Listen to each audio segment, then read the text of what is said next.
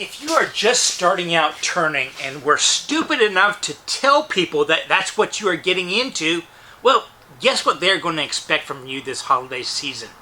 Yeah, something turn. And you might not have developed the skills enough to do stuff that would really show off. Well, today I want to talk about a project that really doesn't take a lot of skill to do successfully, but is a good opportunity to refine the skills you have to apply elsewhere. And I call these the EDC boxes. I give it a funny name so people have to ask me what it's for, and it gives you kind of a chance to practice your salesmanship, marketing, or BS skills. Because if you know the person, you can basically give them a reason why you made it custom for them. Hey Bob, I noticed you go to barbecue a lot at lunch and you're always looking for a toothpick. Well, I made you a custom mini billy cub that's also a toothpick holder. You can keep it in your truck. Yeah, thanks. Merry Christmas. Hey Annette, I noticed you're constantly swapping out purses. Well, do you have a little emergency box that you can transfer? Guess what? I was thinking of you when I made this curly maple EDC box. You can store a couple $20 bills, some aspirin, a couple band-aids for the back of your heels. Yeah, it's perfect for that, and just carry this with you everywhere you went. Made it just for you. Hey Skip, I know you're the family stoner and you always need a place that... Oh wait, no, I am not going to enable you. No EDC box for you. Now, in all seriousness, I don't know of anybody that couldn't use a small box that would hold toothpicks. In the old days, I used to call these needle boxes because people would carry sewing needles and sewing kits in them. And they're just incredibly functional, and you got a tight enough fit that they're not going to open up just for random reasons. Now, for me, this is one of those products that I make as an entry-level purchase at art markets. Because, you know, I make those $200–300 bowls, vases, and stuff like that, boxes. But not everybody that's walking through an outdoor market is spending that kind of money. And I want to maximize the amount of cash I take from people.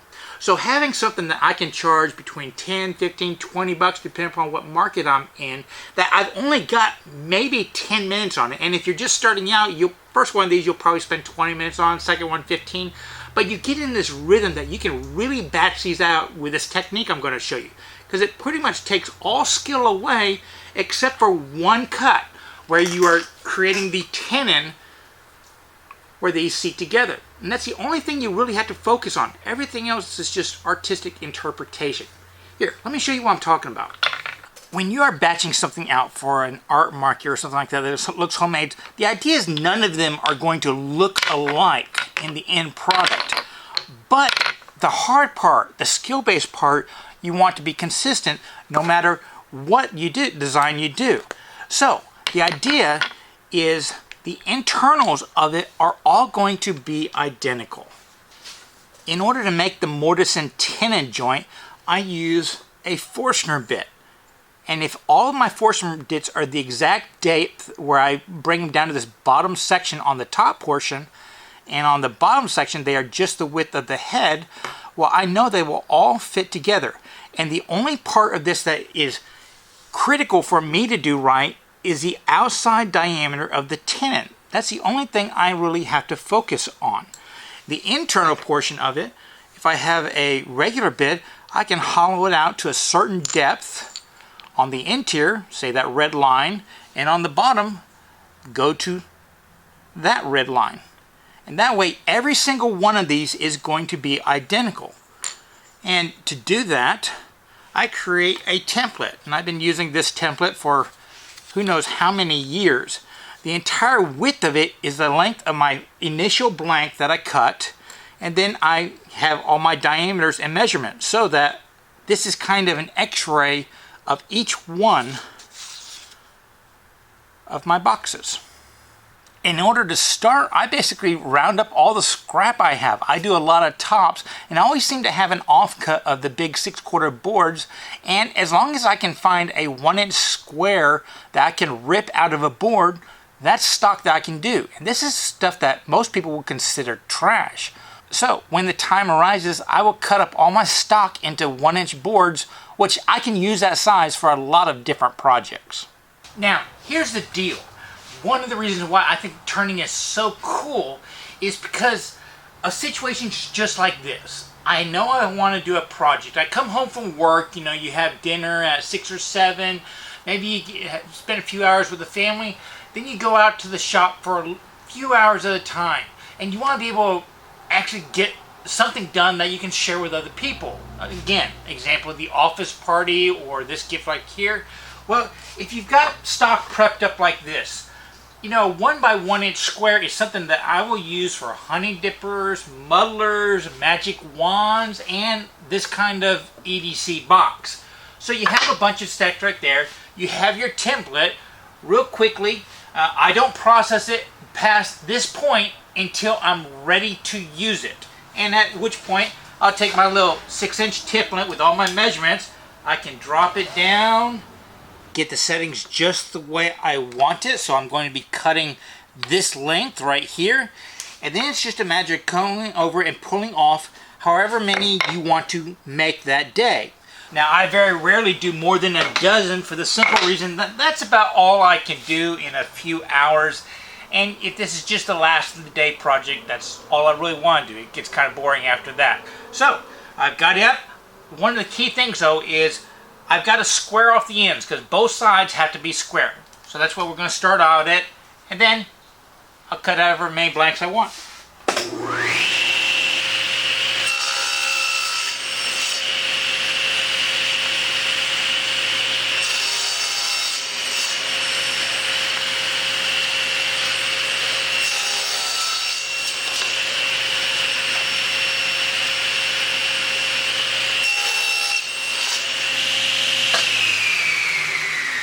Now, I do suggest that you try to pick as many different species as possible, but if you've got one long stick, it's better to finish that off than to leave a stub. Right now, here I got some pecan, I think some hickory, and something I just don't know. It's got a cool color to it. Now, as far as what tools you need, this really could be considered a fairly limited tool project. Obviously, you need a lathe. I'm going to use a mini lathe simply because I believe that's probably what most of y'all have. And the way I do it is I'm trying to save as much time as possible. I need to repeat, this is not my best work. It's my best work in the time allotted because I am trying to do this as a price point. You could spend a lot more effort in it and really refine it up, but the tools I'm using and the techniques I'm using, I'm trying to get it done fairly quickly. So, I prefer, instead of starting between centers, using a chuck with spigot jaws. Now, if you are a pen turner, you could probably do this entire project with just a drive spur and the same jigs you use to use your drill press to drill holes into pen blanks. But I don't think very many people have that, and I find that these are a lot more flexible in other projects you can do. Those pen blank things are just kind of dedicated to pen blanks, so I prefer doing it this way. Plus, I think it's a lot quicker.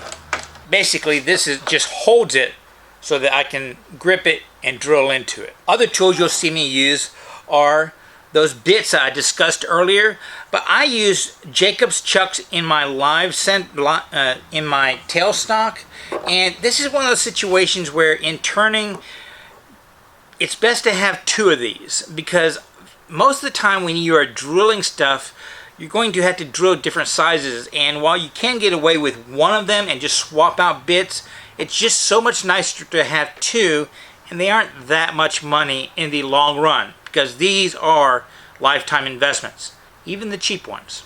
Other tools you'll see me use is I will use an awl, I will use a flush cutting saw, I will use a sloyd knife, and the tools I use, it comes down to basically 2 different kinds.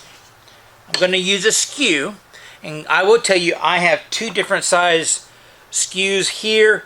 This larger one is the one I use most of the time. There's just 1 or 2 designs I will use a smaller one. And I will be using my spindle gouge. Now, you can be using any tools you want. Roughing gouge, bowl gouge, whatever you want. But the main 2 cuts you're going to be doing in this kind of project are going to be a planing cut and a slicing cut. And those two cuts are just really easy to do with a skew. And this is a great project to practice those, because if you screwed up, you've only wasted maybe 5 minutes of time. It's not that big a deal. For finish, because I'm doing this on a time crunch, I'll use a little walnut oil, mahogany to be specific, and some beeswax. And that's about it. I mean, really, for a turning project, it isn't that many tools. Oh, I will sometimes use a wire burner. It's just a guitar string with 2 knobs on the side to create some accents. That's about it. But the very first tool I use is a marking gauge. On each one of these, it's incredibly important I find the center. So I will come over and use my marking gauge, and while it might not be perfect, if I go around 4 times, the crosshatch will find a perfect spot on it. And I'm going to do this to all my blanks before I start out, because it's best to do all one step at one time. And then I'm going to take my awl, find that center, and make a little divot.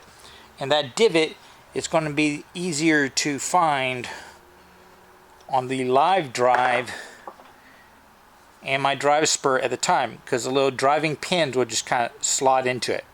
Because this project deals with holes in the dead center, and once the wood is together we're totally blind where those are, it's incredibly important to have those center marks. Now, to mount the work, as I said earlier, I use a spigot jaw. Now, my opinion is spigot jaws are not really the best things out there, because there's a lot of force on the outside if you're squeezing this, because the torque is coming down inside, so it wants to kind of bend these or something like that. So I don't really like using spigot jaws. I would much rather have a good tenon on a side, so I could butt that shoulder of that tenon up against the jaws and squeeze down. That really locks it in. But once again, I'm going for speed here, and with this project right here, I'm going to push it all the way in so that that flash spot that I was very careful about making registers against the jaws. And then the squeezing action is going to actually come up here, and all the spigots are actually doing is kind of stabilizing it a little bit. Not much. And I'll squeeze it down. Once again, it's squeezing up here, and these are just kind of stabilizing it. And from there, I've got to mark out where I'm going to divide it. And why is that important? Even though I'm trying to do these fast, one of the things that really impresses people is when the grain aligns up. And one of the common ways people do this type of project is they'll drill a hole on this side and drill a hole on that side, then shape it and separate it and kind of reverse them and bring together. And if you do that one, the grain will always be opposite. You're never going to be reaction. We actually want to bring this piece of wood back together with all these lines in it in the same orientation. So in order to do that, we've got to separate it here, drill holes in the middle, and then bring it back. So the first step is to separate it out. And because the head of the box is always shorter, that's what I put in here. So now I will go get my template. I'll find the top section on it. And the way I've got it laid out is I bump it up against that right there. And I've got my division right here. So I will go ahead and make a fairly dark pencil line. And when I turn it on, I can actually see that pencil line. So I will take my freshly sharpened thin parting tool, and right on that line, I'm just going to rise it up until I see shaving coming off, and then I'll plunge in. Now, you don't want to go all the way to the center with this tool because it will bind up on you. So after I go a little ways, I'll come over about half the width of the tool and then plunge in again.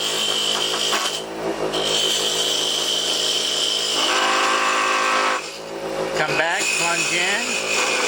You kind of rotate your way down until you get to the point where you're brave enough. Now, there is a chance it will pop off on this side. So if you want to, you can bring a tailstock in, and that probably will have been a good thing for this demonstration, the safe thing for me to demonstrate, but I'm doing this as quickly as I possibly can. So from here, I will generally move this over, grab my saw and saw it off. Just like that. From here, move your tool rest back, and you're going to notice there's a little bit of a clump right here. That clump could mess up your Forstner bit or the brad point alignment, because you want to hit dead in the center. So what I would do a lot of times is I would take my skew, if I lay it down flat and use it somewhat as a scraper and just make a slight recess right there for the brad point bits to fall into.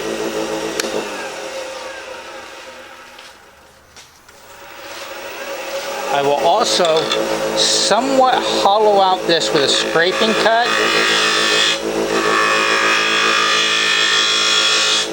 Using the lower wing at a negative angle, and I discussed this in my 4 cuts video, how you can use these tools for different things. So I've somewhat hollowed out that center section. That way when the two halves meet, the outside will always meet before the inside.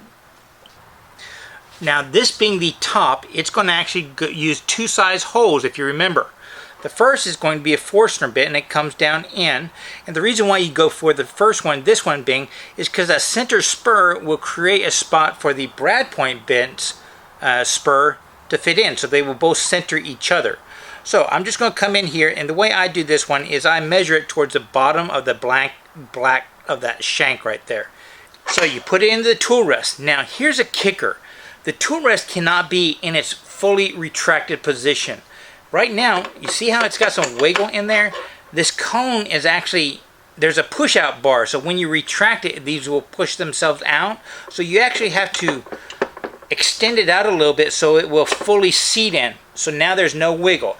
Give it a little twist. Now anytime you're using a Forstner bit or a drill in the tailstock to drill a hole, you kind of have to hold it with your hand and keep that tight in there because it could loosen up. Now I'm going to do something that they always tell you not to do, is I'm going to come forward to the point where it touches, and then I'm going to back off a little bit. Then I'm going to lock my tailstock down. Then I'm going to lower the gearing on my lathe. Even though this has a variable speed right here, you still have a low, medium, high, and this is going to be a high torque situation. I typically put it in the medium for all of this step for the simple reason it allows me to do that separating cut and the drilling, because these holes aren't that big, all in the same step. Now if I was just doing the drilling, I would probably do it in my low gear. So right now I'm relocating it into the medium gear, getting this out of the way, and I'm going to drill the hole as they tell you you should do it in normal thing. Everything's locked down. I'm holding the chuck. I've got the lathe turned to a fairly low speed, and then I use the quill advancement to drill the hole.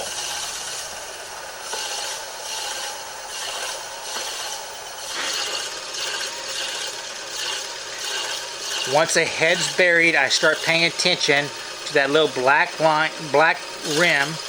And once that is in line with the edge, that's when I stop. Back it off to back it out. Turn it off. Then untighten my tailstock. Come back forward and reverse it. And that's going to push my Jacob's chuck out, because you're not going to be able to get it out by hand. Okay. Then I grab the other Jacob's chuck. Now, this drill bit is going to be the same size for the top and bottom. It's creating the orifice for all your items to go into. The Forstner bit created the tenon for the joint. And on that, I have 2 red lines marked. The first red line is for the top depth. The second red line is for the bottom's depth. So once again, you have to advance the quill forward a little bit so this will fully seat. Get it locked in. Now to drill the top section, make sure you can see your red line. I will not lock my tailstock down. I'm just going to press forward with it, because the center of the bit is going to find the center of that Forstner bit. That's going to center it. But the key thing is, I've got a lot of pressure going down, because if I don't have my tailstock locked, there's nothing keeping this, so it will actually rock on its own. So I have to keep pressure down here as I move forward to lock everything, make it tight so I'll drill a straight hole. And once again, you turn it on to a fairly low speed. I got my pressure down and then pushing forward on the back of the tailstock through the center.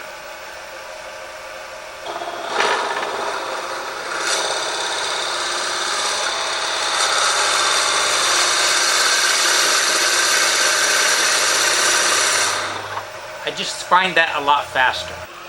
Now the last thing I'm going to do is probably a bit on the stupid side, because my lathe does not have a reversing function. It is turning counterclockwise right now. So that's why you always cut on this side. If you're to cut on that side, the force is not actually going down into the tailstock, it's actually coming off. But I want to put a slight bevel on this, right on that edge, so that when a customer combines the two pieces together, it kind of slides into that hole, and less chance that they will torque it and break it off. So having a slightest of bevel right there is beneficial. And the reason why I'm saying I'm going to do something stupid is because I'm actually going to take my skew, and because I don't have a reverse, I'm going to go on the other side. I'm going to press down really, really hard on this side and then just lightly touch it to scrape that bevel. If I go too fast, there's a chance it's going to catch and drag it around now, and it's going to go like that. So there we go. We are now done with the joinery part of the top. So take that out. Notice I've still got that piece in here. We're doing it in order to eliminate steps. And I've got this side. I'm going to make sure I put the side in that has that nub on it, because that's where I divided it off. It's going to be nice, smooth, and square on this side. I press it all the way in, tighten it up. And the first step we need to do is square that off.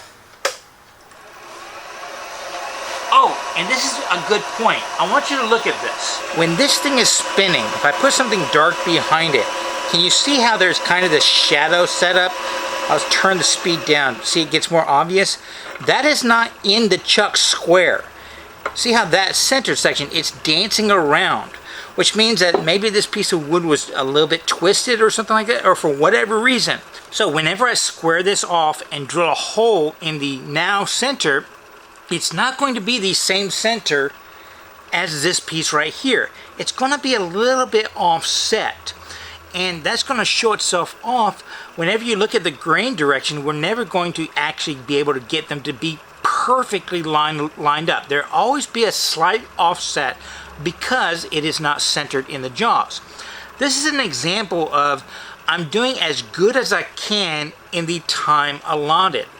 Once again, if I were doing the best I could, time unlimited, I would have put tenons on each end. I would centered it up on each side, and that would have made it dead perfect. But that's also spending another 20 minutes per.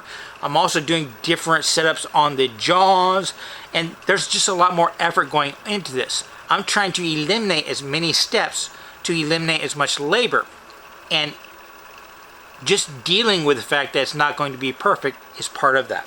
It's also why I don't charge as much. So right now, I'm just going to square that off, and you can do that with several different tools. I myself am going to use my skew because I can line up this edge right here to create my line, and I'm going to make a peeling cut from top to bottom. I'm not trying to remove much wood right here, because the more wood I remove, the more the grain will not line up. Plus the fact these spigot jaws are not the strongest things in the world. So I now have it flat. I need to create a slight center point for the drill bit to start into, and now we're going to drill in. And this time when I drill in, I'm going to go to my second red line. The first one is right here, the second one is right there. I'm not sure you can see that in the video, but I took a Sharpie and marked through the gullet so it would stay there for consistency. So turn on the speed. Make sure it is not too high so you don't overheat your drill bit. So I'm going to unlock it. I'm going to hold on to my Jacob's chuck. Make sure it's as firmly pressed in as possible. I'm going to be putting pressure down so it doesn't wiggle that much.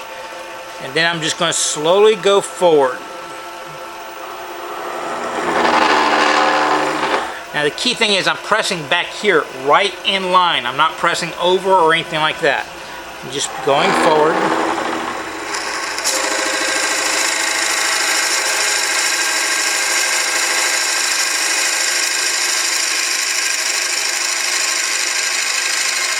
Then every now and then coming out and letting the sawdust come out, because the sawdust is what creates so much of the heat.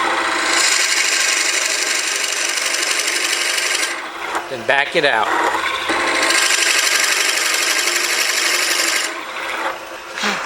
Press forward.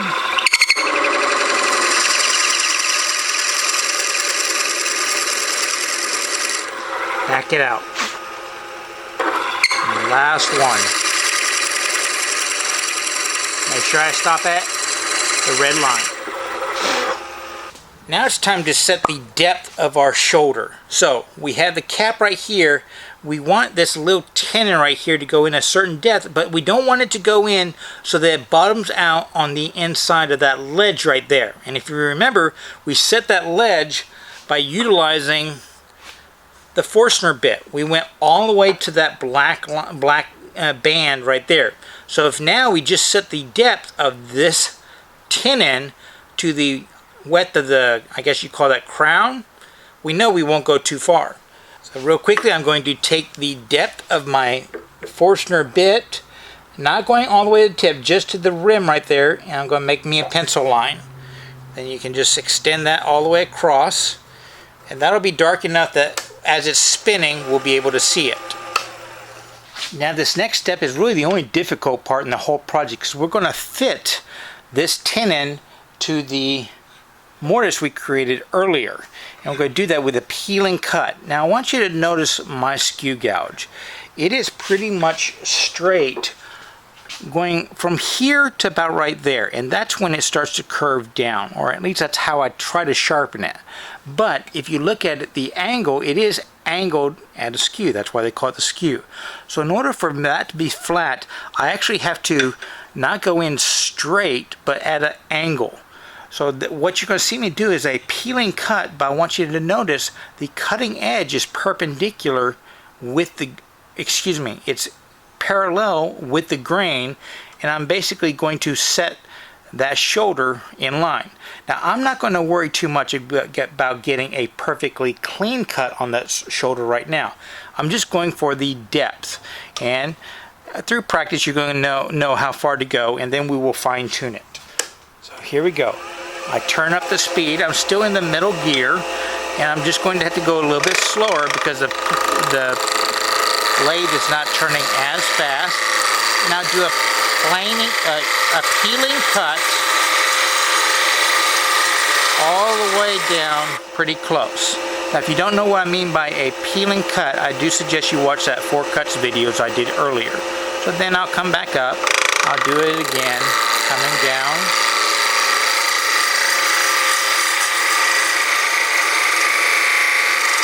And just meeting up with it. And then right now I'm right on that pencil line. I'm going to go really slow so I get the cleanest shoulder I can, but it's not that critical. Now from here I'm going to lift up my skew so that's now at a negative. I'm going to kind of do a little dovetail right there. And with that I can take my mortise right here and I just touch it to it, and it's not going in at all right now. So I know that I can now bring this shoulder down and totally eliminate that dovetail right there. So just slowly bring it down until that dovetail is gone. And then bring it over. And then add another dovetail. So with the bevel there and the bevel on the inside, as you can see, the two bevels merge together, and as you do a few of these, you're going to get to the point where on the first try you can get there. After that, we're going to start sneaking up on it. So what I want to do is just slowly bring that to about half that bevel height. I'm going to ease into it, and at this point I am still using a peeling cut. Start high, come down until I see shavings coming off, and now I know I'm cutting. I'm just going to go about halfway. Then I'm going to check it again. See, it goes on a little bit farther. You can see the burnishing marks that we're getting where those fibers are actually compressing. So I know that that bevel is now touching on those burnishing marks. So I can actually take those burnishing marks. So I'm going to come down a little bit more. And this time, instead of trying to come across straight on the angle, I'm going to start beginning to bring my skew out a little bit. So it's going to give a slight taper to what I'm removing. I'm just going to make those burnishing marks go away. You can see where it is starting to cut, meaning it's cutting there. Okay. So now I can come over, test it again, and you can see I'm now going farther in a little bit. The burnishing marks are coming up quite a bit farther. So I can now bring this all the way across to that level where the burnishing mark is. And once again, I'm still doing a peeling cut, but at a certain point, I could come in here and bring this down so that the angle is now presented as a negative rake, and start doing scraping if I want to take finer and finer cuts over. And just scrape it down a little bit. So now, test it out. You do not want this to be too loose. Bringing it in and see how far it will go, and it will pretty much go all the way down now. But it is extremely tight.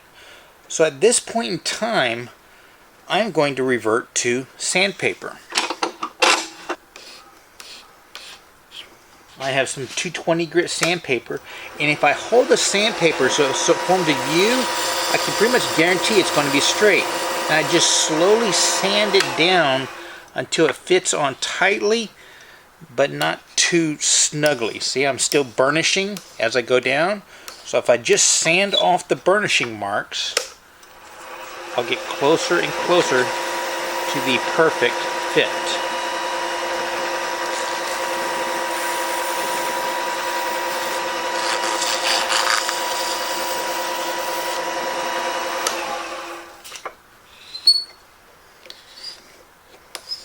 Still going on easier, and eventually if I just kind of twist it, the burnishings are going to make it fit just perfectly.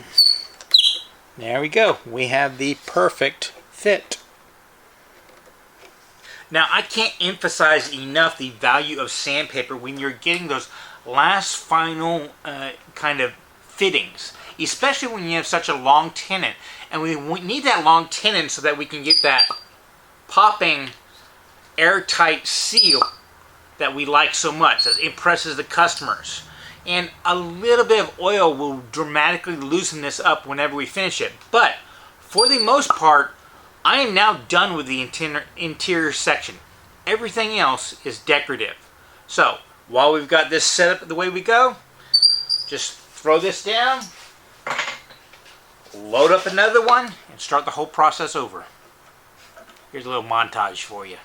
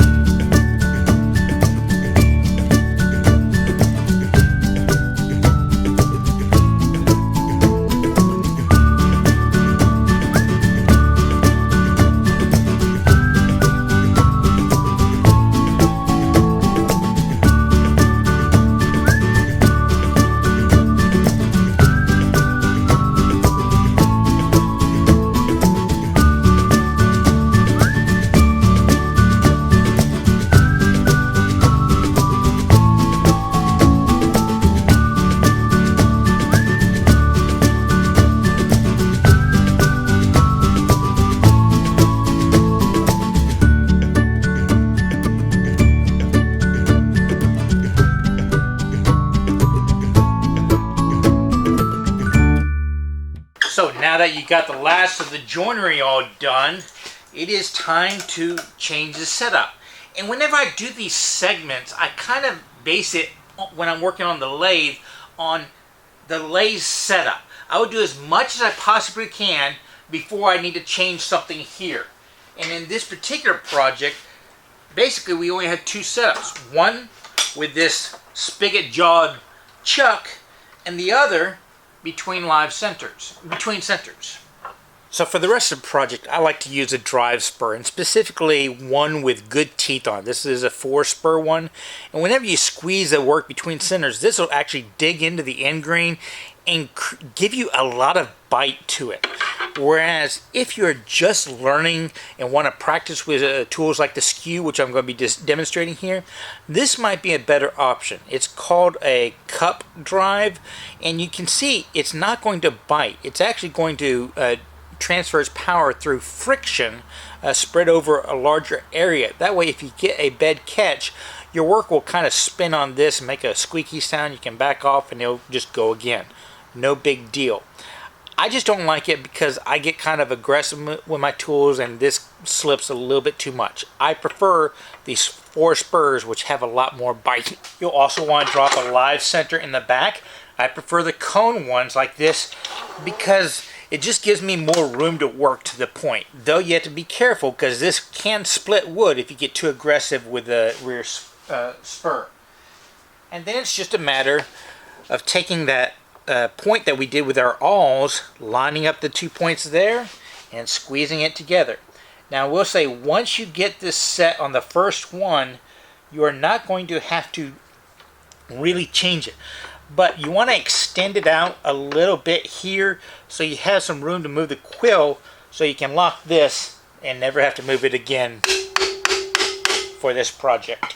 Now, if you are more comfortable using things like a roughing gouge and spindle gouges and that kind of stuff, hey, use it.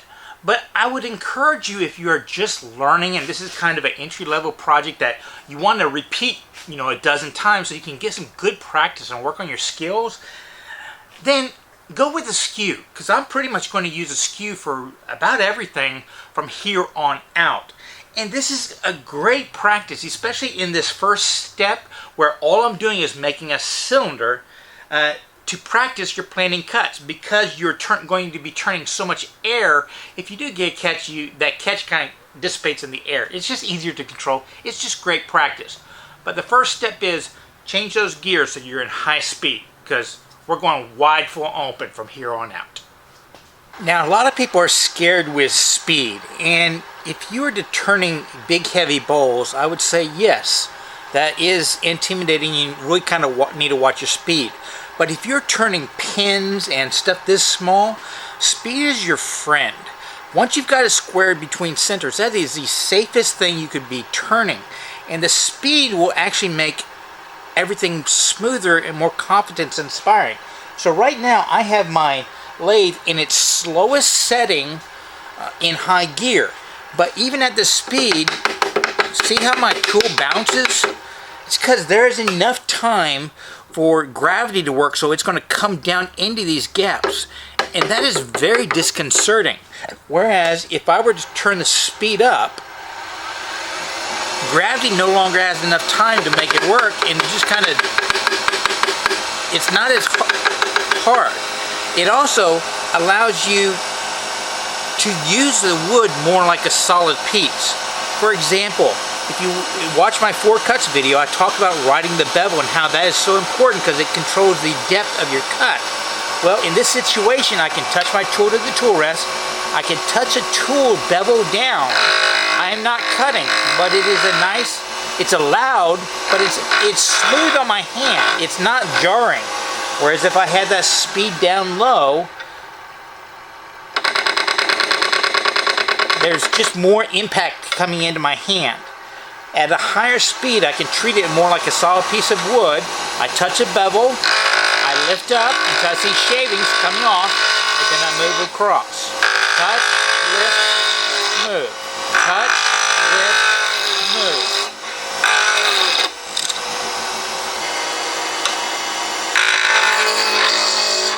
And that's basically what I do to rough this out using a skew. I will start at one side and just work my way across. Then when I get closer to the edge, I just flip it around.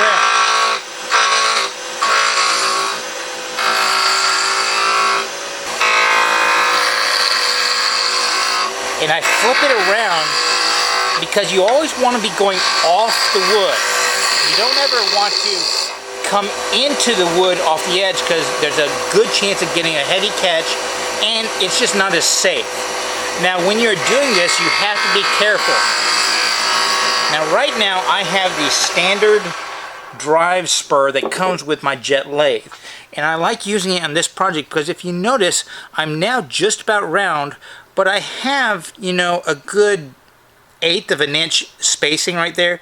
So I can tell when I'm getting close to it being perfect because it's slightly smaller than the 1-inch block I have on this. Now you have to be careful on that one because if you hit the metal, it's nasty. So if you want that, the cup drive is a little bit smaller than this and it's probably a little bit safer. I just use that as a gauge for my thickness so I know when I'm getting close to being perfectly round. Got a little bit more to go here. Touch, lift to see shavings. I got the shavings coming off about 1/4 of the way up. You never want to go past halfway, and then just keep it moving forward.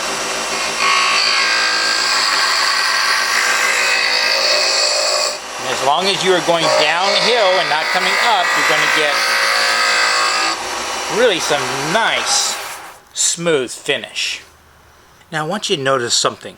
Remember earlier when I was saying that the holes were not going to be aligned up and that was a lower quality than I could do because I was trying to save time? Well, here's what I'm talking about. This is pretty much lined up close right here, close right there. It's almost dead on that grain right there. Now you do have a bit of a gap because we did remove a little bit of the center section, so some of that can be caused by that.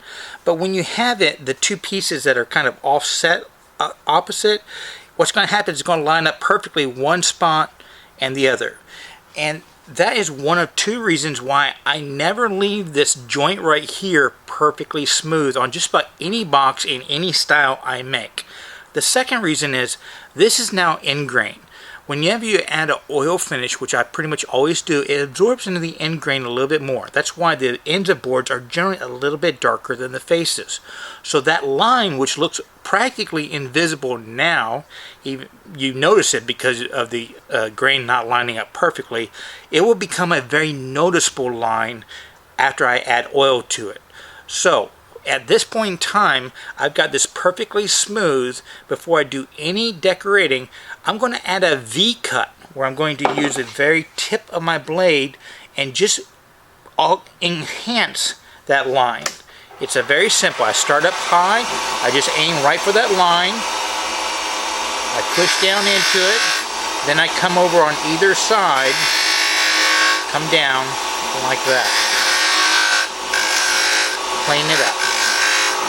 Now I want you to notice what just happened. Those grains, even though they aren't perfectly lined up, they now look perfectly lined up because I have that space that's separating. Plus the fact, even though the end grain is going to become quite a bit darker than the long grain, it looks appropriate. So at this point in time, I'll come over, I'll grab my template again, making sure the top is going to the top side. Me personally, I always put the top on that side just so I know it's for certain. I can lay it up, and now I have a 3D x-ray of the interior. So I can now mark my two ends. And I did this overall length way back in the beginning of about 6 inches. Remember, we've already cut off a little out of the center. That's why that is. So that I have this space on either end. Because I knew the 2 points were going to squeeze in the middle. And even though you might take away the hole, there's still pressure right there that would change the colors. And this just gives me room to work. This right here, I'm going to turn it on and just do my lines. That right there, I get every single one of them to this stage, and then I can start doing whatever artistic designs I want. And if you are doing this in a small batch production run of a dozen, it's a good challenge to tell yourself, hey, out of the dozen, no two are going to be identical. Plus the fact it gives you options, and when you're presenting them as a whole, if they're all the same and generic, it somewhat looks machine made. But if you're at an art market or you're presenting a whole bunch to a friend, telling them to pick one out, they can pick one that they like the best. So they feel that they're getting the best of the bunch, and in reality it's just their opinion. So we want to do a dozen, totally different. But for this first one, the first technique, I'm going to walk you through my most basic and popular design and show you the steps, and then I'll break down the different elements you can add to each design. So here we go. My basic setup. The idea is I just want a gentle curve starting from the base, coming forward and blending in the middle. That will give them, it visually looks like you can grip two parts and pull apart that way. So to do that one, I'm going to first add V-cuts on either end, and they will go about halfway down. I start high, touch down, and then bring them down. Now if you remember from our 3D template, I have a good ½ inch of solid wood on either end, so I don't have to worry too much about that. I'm trying to do this around the camera, it's not that easy.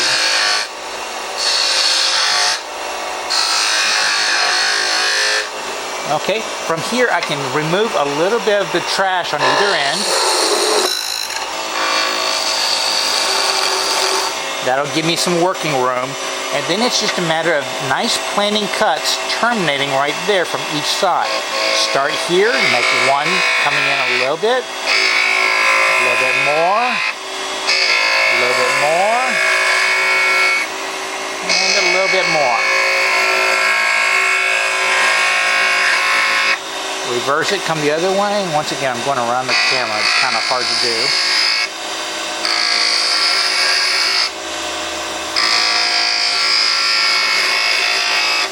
And I'm doing this just to a depth where my V-cut barely goes away. Not quite, but still there. I'll still get all those benefits, but it's just a nice, smooth transition. Okay? Now, I want you to pay attention to something. Right now, this particular piece is a nice piece of pecan, and it's got a nice glossy finish now, fairly smooth. I'm going to hit it with some sandpaper in a little bit, but I'm going to be starting at about 320. So you don't have to go too aggressive if you've got nice technique and you're using a sharp gouge. But one of the great things about working with a skew is you get to practice what different cutting angles will do. See, I can present my tool right now so that the wood is coming in, and where I'm touching right about there, that is actually a pretty steep angle coming in that way. If I were to bring my skew more this way, it's a lot less of an angle. And different woods, hardwoods versus softer woods, will react differently to different angles. So you can actually control. You start feeling that you're getting some tear out, bring the angle down. If you're noticing a rougher cut and you want it smoother, you bring it up. So you get to play with angles with a skew that it's much harder to feel with a lot of the other tools, like just a rough and gouge. So now I'll turn the speed down and I'll do a quick sanding. I believe I have 220 or 320 on this side and 400 on this side. And a lot of people will say, hey Sean, you need big respirators and stuff like that. And normally I would have it, but in talking to the camera, we'll risk it this time. So this is about all the sanding I'm going to do on this one. I just keep sanding until I see the transitions are the same. Then I'll go up to the higher grit. I will blow off all the sawdust. And now I'm going to start adding finish. And the finish I prefer, because it's quick and I want to be able to sell these, is just a little bit of walnut oil. And I'm talking a very minor amount. Now everyone's going to tell you use paper towels on these. I like using a cloth because it absorbs the oils and waxes, and after a while, if you do this enough, you don't even have to apply more. You can actually start adding finish just by running it along there like that, and all the oils and waxes already absorbed here get transferred over. This is the first one of this day. So I start out, I'll put the rag underneath because it's rotating towards me, and I'll just drizzle a little bit of oil on it. And then the oil that's now in the rag is good for a couple of these things. Now I'm going to turn it up. I'm going to find a dry portion of the rag. I'm going to put some heat into it. Notice I am not wrapping it around, and the way I'm holding it, if it flings out of my hand, it's just going to come out my thumb and stuff like that. I'm not going to be wrapped up in it. And I'm just adding heat. And that heat's going to, I don't want to say cure the oil, but it kind of makes it go deeper into the wood cells, so it's not going to feel oily right away. From there, I just grab a piece of beeswax, run it along, get the speed up, and then melt that into the piece. And that's what's going to give you the really cool feeling, like you put a lot of work into sanding and stuff like that. What they're actually feeling is that wax, and that wax can be rebuffed over and over and over for a couple years. But now notice that center line right there. It is a lot darker because it's absorbed the oil and the waxes. Now all we gotta do is part it off, and you could do that, you know, with a saw or whatever you want. I could come over and just continue doing my V-cuts on this side. Now when you're doing this, always work on the spinning side, not the drive side. That's where all your torque is. I'm going to get this fairly narrow on this side right here, and then I will go work on the drive side. Now a slicing cut is going to be very clean. But I want you to see something. Let me see if we can zoom in on this. I've got it narrow, it's right where I wanted to break it off, but I've got a little gap over here. What I'm actually going to do is I'm going to then create a place right here for it to break off away from where I want it. Let me explain that a little bit better. Whenever I separate it, I'm not going to separate it next to my workpiece. I'm actually going to separate it right there. I'm going to leave this nub there. The reason being is when wood starts to get very thin, it'll actually twist off. And when it twists off, you're going to get a hole going into your piece. Well, if I separate it off a little bit away from my final piece, well, even if that hole comes in, it's not going to be left in the final work. And I can remove the rest with sandpaper or a knife. So now that I've got that to the thickness I want it, I'm going to go over to this side.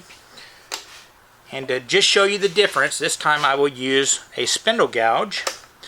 Come over and do the same exact thing. Just remove some material. This is just a lot thicker tool, so you have to remove more material to get it in there. And then come up into fresh wood and make a nice, smooth, slicing cut.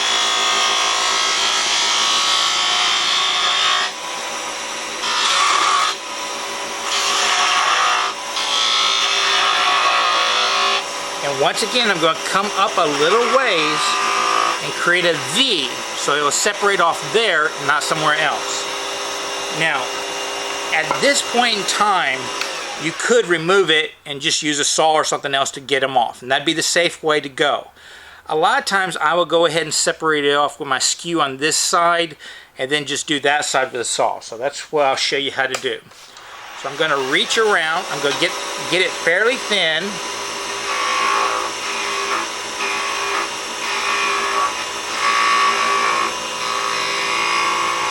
So reach around and get ready to catch it.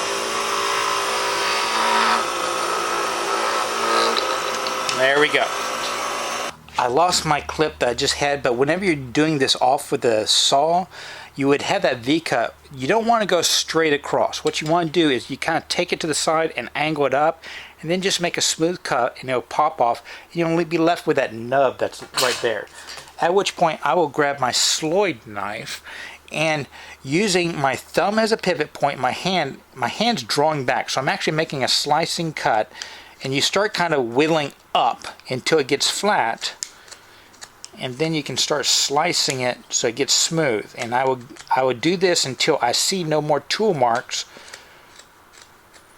It doesn't take much, and notice my fingers are underneath, so even if it slips, it's not going to hurt me. At which point I will go a little bit more right there. At which point I will grab my sandpaper, whether that 220 or 320, I forget. Do some quick sanding until I see no tool marks. Still see a little bit there.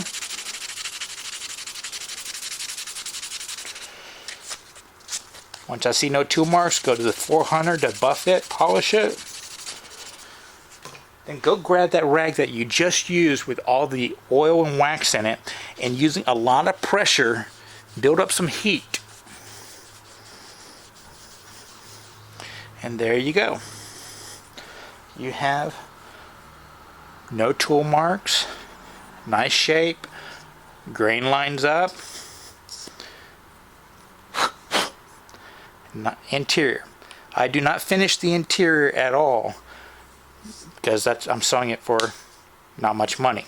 Now if it's way too tight for you, you can take your rag and just make a few passes to get a little oil on that one, and it will really loosen it up. A lot of times I do too much and it gets too tight, too loose. So there's the first design. My most simple design, seems to be the most popular one. Now, it's all fine and dandy to put as much decoration as you want into these things. I know some people can buy special tools to add chatter marks and hashtags and stuff like that. But I kind of limit myself to just beads and coves because they're quick, and once again, I'm at a price point. But once again, if you've made a dozen of them, you only have probably 7 minutes into them so far. Maybe 10 if you're taking your time. You're not wasting much material or effort just to experiment. So we're loading this one up.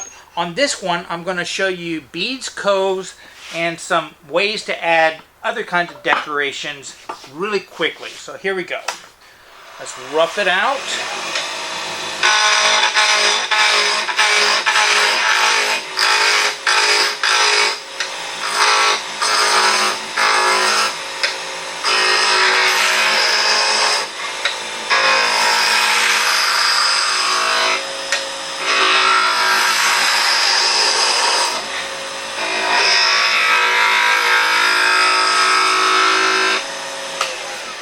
Go, see if we got it round a little bit more.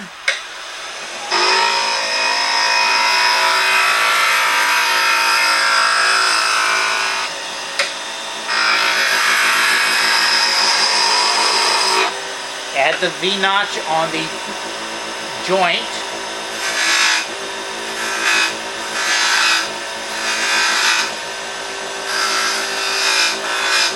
Now we're at a place where we can start decorating. So I will add my ending spots and beginning spots. I will go ahead and add in my V-notches on the end to designate those in case my lines are going to go away.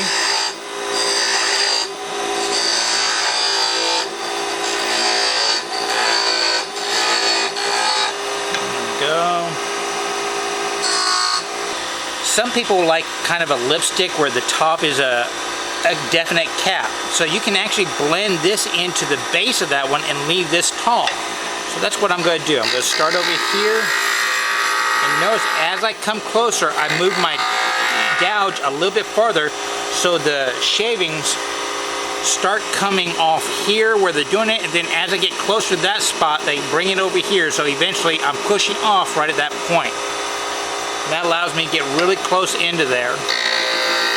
So they're coming off at the normal spot, and then I start pushing forward.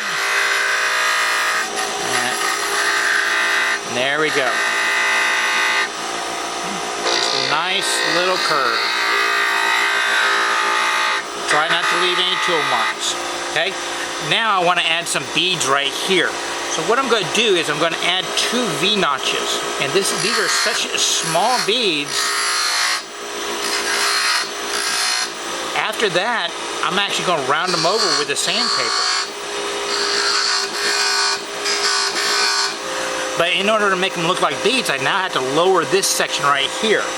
So that's why I had that slightly smaller skew, because just as practice for you, we can come in at different angles. So I'm going to come over here and do the same exact thing. And then come in this way.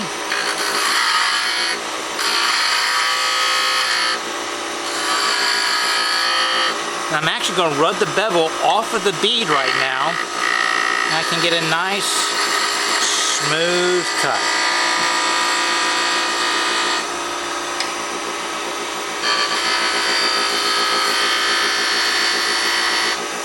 There we go. If you want to make it perfectly flat, you can then come in with the gouge at a scraping angle and scrape it the rest of the way flat. But if you do that one, it's going to be quite a bit rougher. You can see the difference in texture. Ooh, I got some tear out right there, so I need to go down a little bit deeper. But that's a lot smoother because that was a planing cut. That's a scraping cut. I don't like that, so I'm going to clean it up.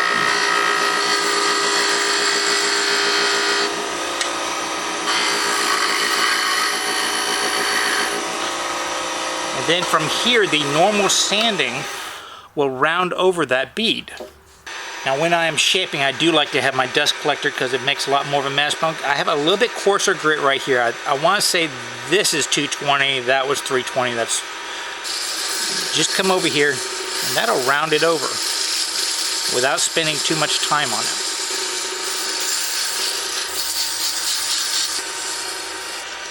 And there we go, ready for finish. Another decoration you can do really fast that'll kind of dress up a boring design is adding lines. Now you can do couple different things right here, but here's one quick suggestion. Never do more than 2 lines, because if you only do 2 lines, the spacing will always be perfect. But if you do 3, well, there's a chance the gap won't be equal. So just 2 lines is easier to control the cosmetics of it. Now me personally, I like this look because after I sand it, the little roughness is going to go away and the oil will get into those lines and absorb into the end grain a little bit more, so it will bring them out. But some people like to actually make them black by burning them. So because you have that V-notch, you can take a guitar string, this one just happens to have 2 balls on the end, get it in that groove and just bring some pressure down until you see some smoke, and that will blacken it up. Now it looks high contrast here, but this is pecan, and pecan will darken quite a bit whenever I oil it. So let's real quickly sand it.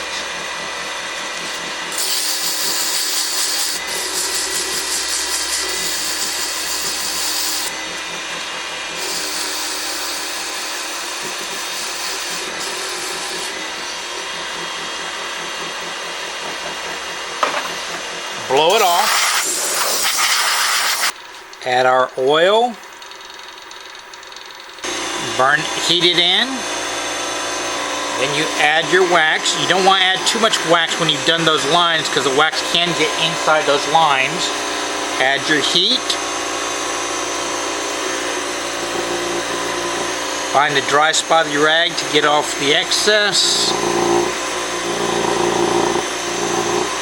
And there you go. A fairly boring design that's a little bit dressed up. Now if you make one of them a little bit too tight, which a lot of y'all were sitting there watching me when I was fitting them saying that's way too tight. Well, here's one that came up there and it's way too tight for the customer. I mean, I could twist it and burnish it to make it loose. But here's a way you can loosen them up. just take a little bit of oil, and I'm not even doing this for finish. I'm just doing one little corner like that right there. See what I did right there? And then whenever you twist that on, look at how much looser this becomes. You don't want to do too much oil because it will become too loose. That was tight enough that I actually had to grip it really hard to twist it, and now it'll pop off with fingers. So, if you make it too tight, you can always loosen it after the fact. You make it too loose, well, one trick is to dribble some super glue, then super glue around here and let that dry, and it kind of gets it coarse, so it will just kind of grip a little bit better, but it won't look very good. Well, there you go. A bunch of shortcuts to help you batch out a small production run of some really useful gifts that you can give out in the office or family, friends, whatever you want. Something to show off your skill, even though you're still learning those skills to begin with. Well, I hope you enjoyed this, picked up a little bit of knowledge, and are willing to get out there and at least try it in the shop. Y'all be safe, have fun, and remember that it is always worth the effort to learn, create stuff, and share it with others. I got 6 more to do before morning, and it's 10 o'clock on a Friday night. Y'all be safe, have fun.